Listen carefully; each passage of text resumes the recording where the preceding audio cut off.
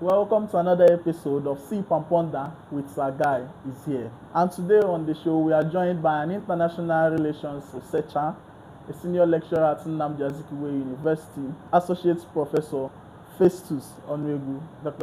Professor Festus, thank you for coming to See Pamponda. Yeah, I'm honored to be here. I'm honored to be part of the show and also to contribute my quota to the progress and advancement of the show. So I thank you for this initiative. Yeah, thank you so much, sir. For those who don't know, Professor Festus was my lecturer at the Department of History in Nnamdi Azikiwe University. The world always has a plan for Africa. US always have a plan for Africa. A couple of years back, same month, the month of February 2023, you wrote an article titled Humanitarians, Not Meddlers, where you examined the International Committee of Red Cross, their activities, the popular opinion about Red Cross, about how they may have been used, to meddle in the affairs of states. So you have an opinion to this regard, and the US aid, especially in recent times, even in the past, have been seen as an aid that the United States have used to advance their causes in Africa as well as in other parts of the world. So before we get deep into it, I want to have your view on the United States and its interventions in Africa. Yeah, thank you. It's a very welcome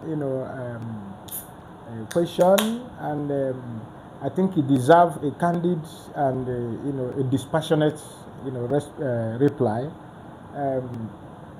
Aid, so to say, is an instrument of foreign policy.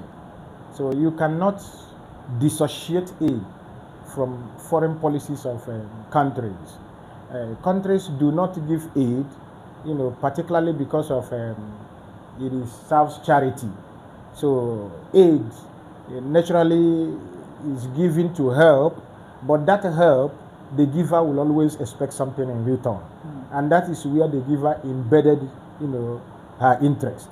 So looking at the United States of America, which happen to be a major world country, if not, probably in certain, quarters, debate always suggests that America is the superpower. But recent, opinion and the emergent school of thoughts are saying no, that the U.S. now is just one of the powers in the world, that the world has been multilateralized. But whatever the angle of the argument is, the central thing is that U.S. is a powerful country.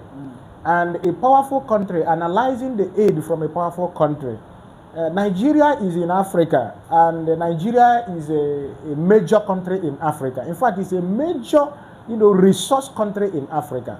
So Africa in general is blessed with enormous resources, beyond what Africans themselves know that they have. It is even the powerful countries that know the extent of our resources. And that is why you could see a lot of, aid being doled out by United States of America, even beyond even 2003, even from the 1970s, America has been on the verge of giving aid to Africa. And Nigeria happens to be one of the beneficiaries of this aid. Each government, whether Republican or Democrat in America, will always commit substantial amount of aid, foreign aid to Africa. Don't mind whatever that is happening now by the restriction Trump is giving, immigration, restrictions, withdrawal from the WHO, suspension of some of the aid agreement in Africa. So it doesn't matter. If you look at it indirectly, Trump is also investing billions of dollars in Africa, especially using Congo as an example. American government has invested not less than 10 billion US dollars in the Congo, in the copper mines in Congo. What are they investing? They are investing building infrastructure in the Congolese territories. Why this infrastructure in the Congolese territory? To give them ample control of the Congolese copper mines.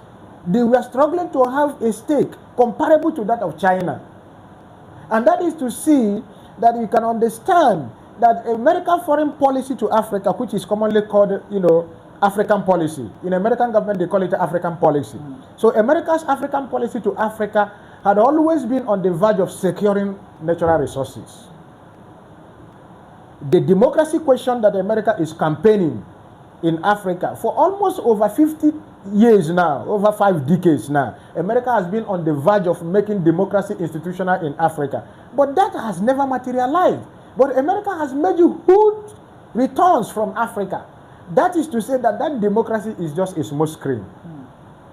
The campaign, the ideology of democracy in Africa pushed by America is not just to authentically giving Africa a democracy or to mainstream African politics to be democratic, but rather that is a smoke screen, a banner within which America can use to move in to what? To drive a lot of material resources from Africa back to the United States.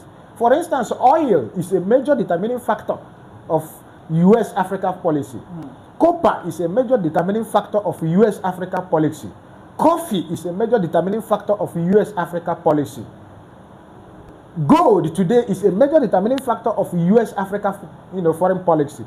Ghana has been on the verge of supplying that, but with the recent discovery of gold in Zamfara, America is coming in with full force now because China actually discovered it in time and came in. America wants to supplant China, in Nigeria to take over that gold mines. Likewise, Chevron, ELF, Shell BP, even though it is Dutch-based, but America has bought some of the capital shares in Shell. Almost 80% of Shell is being managed by the American conglomerates. That is to say that America is having its interest driving natural resources for profit development of American interests, not necessarily for Africa's interests. So looking at that angle, you could see I want to differentiate between government-backed aid from the West, which America represents, and that of non-governmental aid coming from the West. Yes, people will argue that most of the non-governmental organizations are just nothing but proxies of their countries. Yes, that is true. That is unpopular. But from the argument I made in that of ICRC, which is International, Committee of the Red Cross, it's quite different. And why it is quite different is that by the time ICRC played this role in Nigeria, it is purely on humanitarian. ICR has not been corrupted to the extent of speaking for the interests of the major world countries. ICR that did this work was purely from Switzerland and not United States-based ICR. So the Swiss government was not part of this enterprise. It was based by major private donations to the ICR. And what motivated ICR to intervene humanitarianly in this conflict is because of the videos, clips of dying, Kwashiorkor dying and traumatized Biafran, children and women that were publicized by international media houses like New York Times from 1967 to 1970s to 1968 and 1969. In fact, specifically 1968 and 1969, when the war becomes so horrible. So, because the Nigerian government was covering the atrocities the Nigerian soldiers were committing in Biafra, until the Biafra propaganda was able to find outlets in international media, for international media to sending pictures, clips, and some of the missionary workers, Irish missionary workers, and most of the French missionary workers, who actually saw what the starvation, that was going on in Biafra, helped to bring this idea to the limelight. So, and then International Red Cross now saw these anomalies from the international media and became persuaded beyond. In fact, initially the British government and the American government never wanted them to come in. The ICRC participating in distribution of relief in Biafra was against the decision of the British government. British government wanted to blockade it.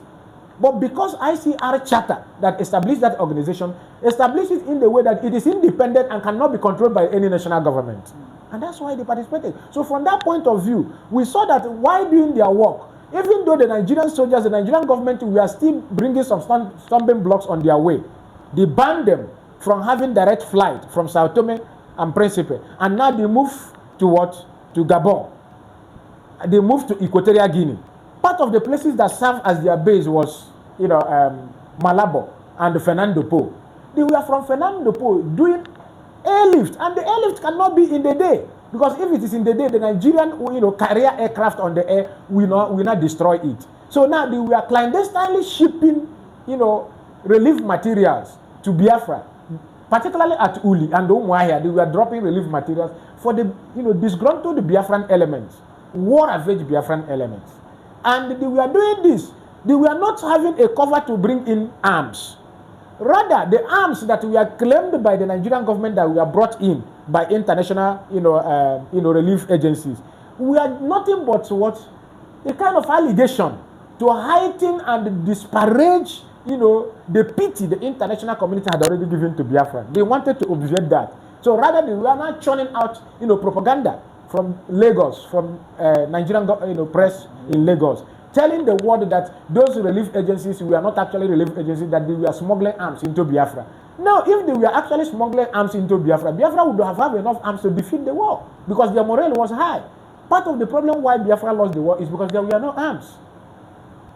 So, if you look at it, we dispassionately looked at it and said the ICRC participation in a humanitarian intervention in the Biafran war was purely on humanitarian.